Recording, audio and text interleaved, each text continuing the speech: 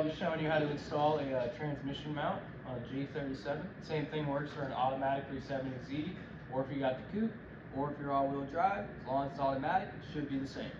For this install, it's pretty basic. All you need is a 14mm wrench, a ratchet, some sockets to go on that ratchet, jack and jack stands, and if you're in the Rust Belt like me, definitely some PB blaster. You don't want one of these 14 mils breaking off and being stuck in the bottom of your chassis. It sucks.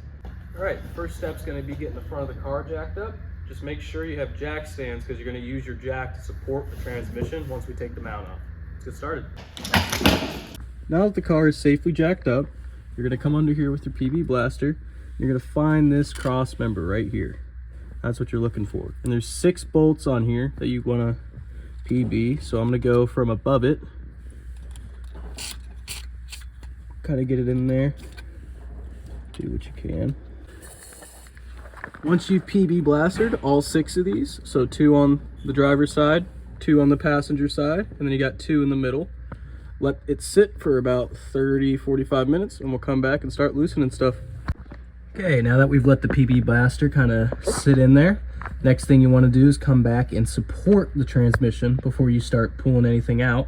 So for the all-wheel drive models, what you can do is take the jack and put it right on the transfer case. And remember, you're just holding it. You don't need to jack it up, just hold it there. For the rear-wheel drive models, not too sure. I'm sure somebody can leave it in the comments, a good spot to jack it up. Just be really careful. You don't put it directly on that pan. You don't want to dent that. So now you're here. You got the transmission supported, cars on jack stands, and you've put PB blaster on these bolts. You're ready to start loosening. So what I do, I start with driver's side, then I hit the passenger side, then I come back and hit these 2 in the middle. So I just zipped my 14s out with an impact to save a bit of time, but this is the cross member. Once this drops down after you do those 2 middle ones, you'll be looking at your transmission mount, which is that right there. You got 4 bolts, 2 on each side. They're all 14s. So you just got to zip those 4 out and you'll be ready to install a new one. Wanted to show you guys kind of a before and after of what a new transmission mount is supposed to look like and what the old one looks like. So you can see how worn out this one is. I mean, I could fit my whole finger through there. This leads to a lot of vibration and noise, especially when you're changing gears, putting it in drive and back into park or into reverse. It's just no good. If your car is above, I would say 100,000 miles, maybe take a look at this, and if you can see a big gap in there, it might be time to replace it. Thought I'd come and show you the part number 2. So I ended up going OEM with mine, but you can go to Rock Auto. I think I've seen them there for like $40, and it's probably pretty close to the same quality, just the rubber might not last as long on the aftermarket, but hey, it's up to you. All right, so I just threw the new one in finger tight. I'm pretty sure there's no direction for it. If there is, I'm sure one of the YouTube master techs will let me know in the comments section, hopefully. I'm gonna start torquing these down. Everything down here is 36 foot-pounds, so that's the 4 bolts right there, the 2 that connect it to the cross member, and the 2 that connect the cross member to the chassis. Also, while you're down here, grab a rag and some brake clean these spots off. You don't want anything rusting down here. Cool, let's get it done. I also forgot to mention, while you're torquing these, you want to do in a star pattern. So let's say like top left corner, and then you want to go the opposite corner, and then you want to go here, and then the other corner right there.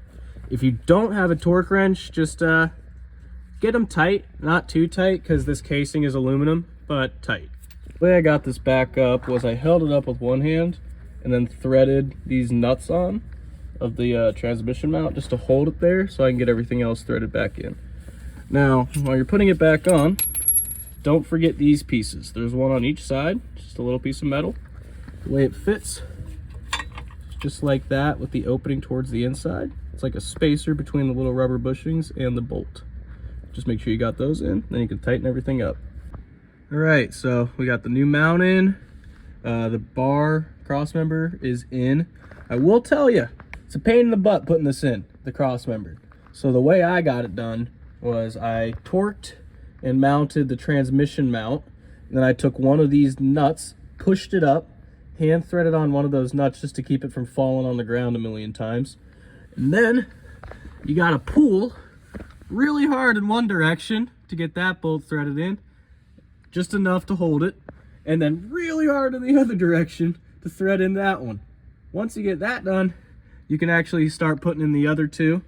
And then when you tighten these, you want to kind of like halfway on that side and come over here halfway, and then finally finish up that side and finish up this side. And then once those are torqued down, then you torque down the two remaining nuts and you are all done. You can drop your jack, put the car down, and enjoy not having your cup holder vibrate like crazy.